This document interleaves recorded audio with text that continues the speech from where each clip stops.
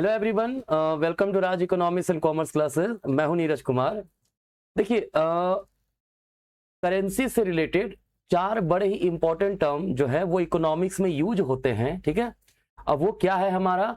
वो है हमारा डिवैल्यूएशन, रीवैल्यूएशन, डेप्रिसिएशन और एप्रिसिएशन। ठीक है, ये चार टर्म करेंसी से रिलेटेड काफी ज्यादा इंपॉर्टेंट है। ठीक है, तो हम लोग इन चारों ही टर्म के बारे में वन बाय वन जो है उसको देखेंगे। ठीक है, देखिए सबसे पहला हम लोग समझते हैं व्हाट इज डिवैल्यूएशन।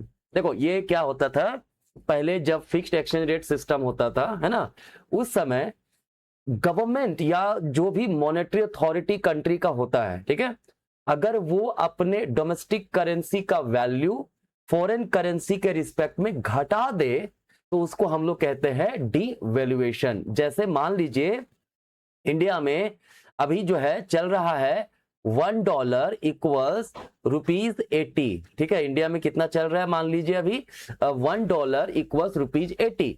अब गवर्नमेंट को लगा, है ना, कि भाई हमें अपना करेंसी का वैल्यू और घटाना है। ठीक है, तो सरकार ने या फिर जो भी मॉनेटरी अथॉरिटी जो है वो $1 इक्वल्स ₹90 कर दिया अगर। ठीक है, तो क्या हुआ, पहले $1 से हम लोग 80 रुपया दे रहे थे, अब $1 पे हम लोग 90 रुपया दे रहे हैं। ठीक है, मतलब हमने अपना डोमेस्टिक करेंसी का वैल्यू को रिड्यूस कर दिया। ठीक है, कोई दिक्कत नहीं है। वहीं जब रीवैल्यूएशन की बात होगी तो रीवैल्यूएशन का मतलब होगा सिमिलरली जब गवर्नमेंट या जो भी मॉनेटरी अथॉरिटी कंट्री का होता है डेलिबरेटली अपने डोमेस्टिक करेंसी का वैल्यू बढ़ा दे। ठीक है, जैसे इसी को उल्टा हम लोग समझ लेते हैं, है ना, जैसे मान लीजिए पहले क्या था, पहले था $1 इक्वल्स 90 रुपीज, है ना। अब गवर्नमेंट ने क्या कहा, अपने करेंसी का वैल्यू थोड़ा बढ़ा दिया, बोला नहीं अब हम 90 रुपीज $1 के लिए नहीं देंगे, हम 80 रुपीज ही देंगे। ठीक है, तो ये कहलाता है रीवैल्यूएशन। दोनों में क्या होता है इंपैक्ट, ध्यान से देखिए। जब डिवैल्यूएशन होगा तो हमारा एक्सपोर्ट चीप हो जाएगा, चीपर हो जाएगा, जिसका एक्सपोर्ट प्रमोट होगा।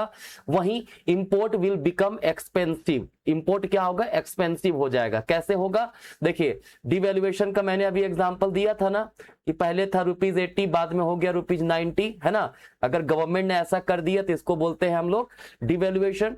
कैसे एक्सपोर्ट चीप होगा समझिए, पहले जब अमेरिका जो है $1 देता था तब हम उसको 80 रुपीज का प्रोडक्ट दे रहे थे। अब अगर वो $1 देगा तो वो हमारा 90 रुपीज का प्रोडक्ट परचेज कर सकता है, मतलब 80 रुपीज का प्रोडक्ट अब खरीदने के लिए $1 से कम लगेगा, तो फॉरेनर को सस्ता लगेगा हमारा प्रोडक्ट। ठीक है, तो इस कारण से क्या होगा, वो हमारा प्रोडक्ट ज्यादा परचेज करेगा, that means export will become cheaper. ठीक है, और इससे एक्सपोर्ट प्रमोट होगा।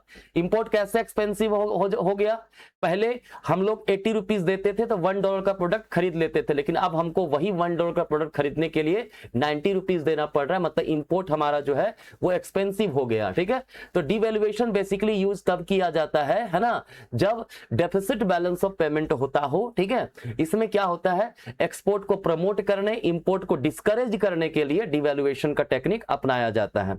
उसी का उल्टा रीवैल्यूएशन का टेक्निक, रीवैल्यूएशन में क्या होगा, हमारा export will become expensive and import will become cheaper. कैसे होगा वो भी देख लेते हैं फिर से हम लोग, है ना।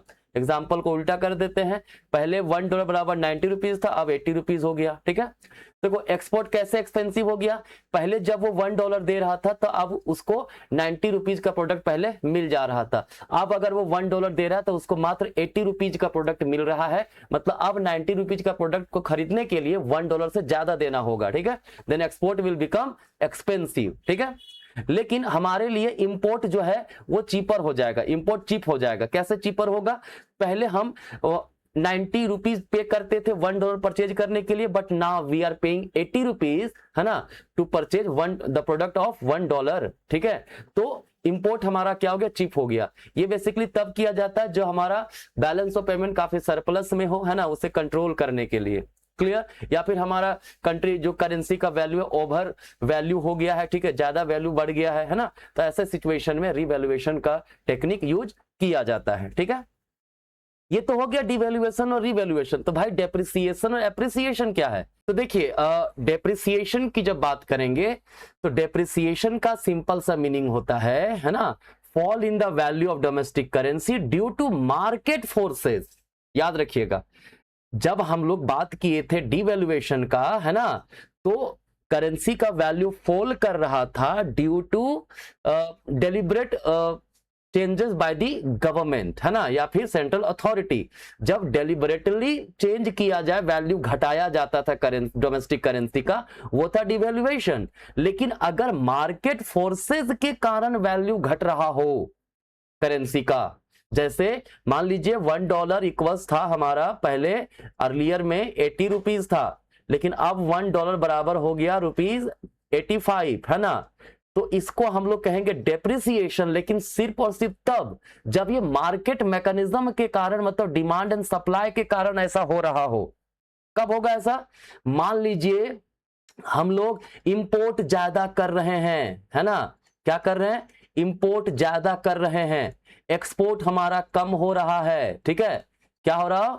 एक्सपोर्ट हम लोग कम कर, मतलब ज्यादा प्रोडक्ट अपना बेच नहीं पा रहे हैं मार्केट में, ठीक है। इंपोर्ट हम लोग को ज्यादा करना पड़ रहा है, तो इंपोर्ट करने के लिए हमें फॉरेन करेंसी चाहिए, ठीक है। तो हम लोग को वैसे समय में जब फॉरेन करेंसी का डिमांड मार्केट में बढ़ जाएगा, ठीक है, दैट इज हमको ज्यादा रुपया पे करना पड़ता है, तो हमारा करेंसी का क्या होगा? डेप्रिसिएशन होगा, ठीक है।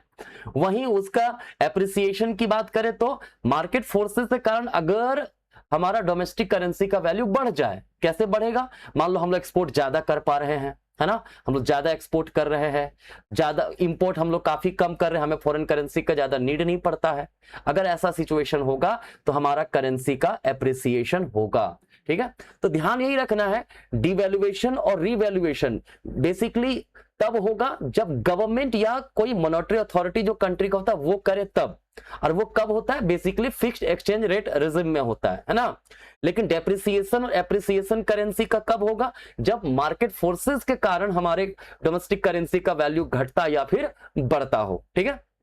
ये बेसिकली फ्लोटिंग अर्थात फ्लेक्सिबल एक्सचेंज रेट रिजिम में पाया जाता है, ठीक है। तो यही हमारा 4 पॉइंट था, 4 इंपॉर्टेंट टर्म्स थे related to currency. I hope यहां तक आपका कोई दिक्कत नहीं हुआ होगा, है ना। तो चलिए मिलेंगे नेक्स्ट वीडियो में आगे का कुछ टॉपिक लेकर के। आज का फिलहाल यहीं तक, धन्यवाद।